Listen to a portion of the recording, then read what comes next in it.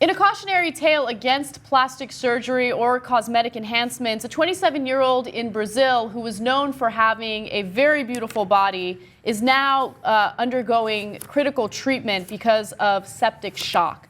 Now, she was a runner-up in Brazil's Miss BumBum competition, which sounds ridiculous.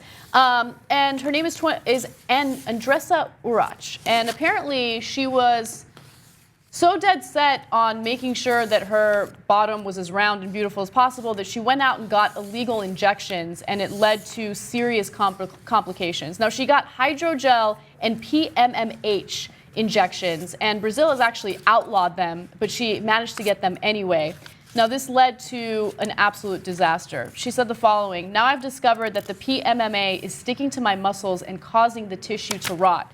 Yeah. Now, before we get to any other pictures, I do want to give you guys this massive disclaimer, okay? We're going to show you the results of what happened after she got these injections. It's very, very graphic and difficult to look at, but it, as I said earlier, is a cautionary tale. Take a look. So that's what happened. Don't do it, man. This is why I caution against doing too much plastic surgery and this cult of beauty that we're all obsessed with. And does that look beautiful to you now? Do not inject things into your butt. Do not inject things into your thighs. So, okay, let me jump in. As you guys know, I'm on the record. I'm not against plastic surgery. I'm definitely more open to it than Cenk is. But if your country has deemed a certain procedure illegal, don't do the procedure, because they deemed it illegal for a reason, okay? And part of me understands her perspective, right? Because if beauty is the one thing that people are always praising you for, it becomes your identity and it becomes an obsession. And you become obsessed with maintaining that beauty. And that's probably what led her to doing what she did.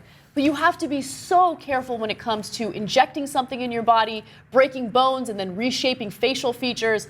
It's not just some flimsy, non-invasive thing. It's extremely invasive, okay? And in this case, I don't think she understood the seriousness of what she was doing until it was too late. She almost got her leg amputated as a result of this. So, look, I have my rule, which is 2 surgeries make sense to me. I'm not necessarily in favor of any, right? But you want to do 2, I get it, right? And we live in this culture, and nobody's immune to it, right? But once you go past 2, be really, really careful, because at some point you're playing with your life. Okay, she could have lost her leg. She also could have died because of the infection. Now, apparently the fillers, quote, rotted her muscles. Okay, right? And they got in there, and then she got the infection, etc. She had done a nose job, bioplasty, facial correction, okay, jaw reduction, breast enlargement, liposuction, and she even had a vaginal lip reduction, okay? When you've gotten to the vaginal lip reduction, you've gone too far. Yeah. Okay. But I think a lot of this has to do with the attitudes regarding plastic surgery. I think at one point it was, considered a very serious decision that you have to make, something that you really have to research, something that you have to be really comfortable with. And now it's kind of seen as, oh yeah, it's just a plastic surgery procedure. You're in, you're out, it's totally fine. People don't understand how invasive it is, right? So I think the numbers speak for themselves.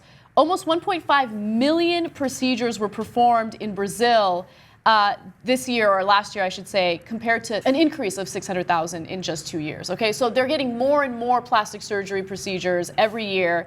And in America, the thing that we're leading in the most is non-surgical procedures like Botox and fillers and injections and things like that. And it's dangerous.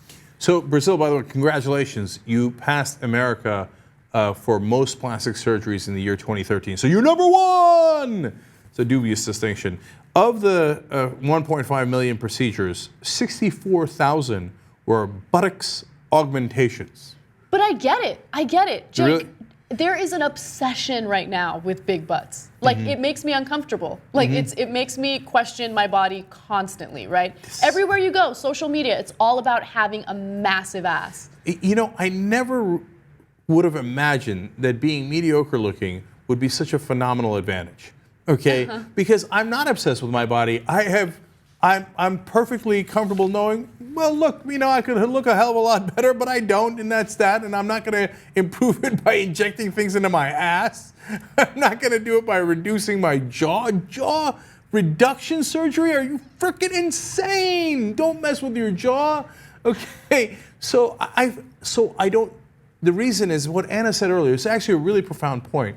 Because of my mediocre looks, I never judged myself based on my looks. Because no one valued you, or maybe someone did, but most people don't value you based on the way you look. For this woman, people valued her based on what she looks like. She That's entered her Miss identity. BumBum contest, and coming in number 2 was a core part of her identity. And it's scary when that identity starts to slip away from you. Yeah. And so I feel lucky that I never had being good looking as part of my identity, because then you get obsessed, Yeah. right? And so I wanted to maintain other things about myself that I cared about, reading, learning, etc., right? And by the way, in case you were wondering, just to end on a fun note, of all those surgeries in Brazil, how many were penis enlargements? Well, only 219.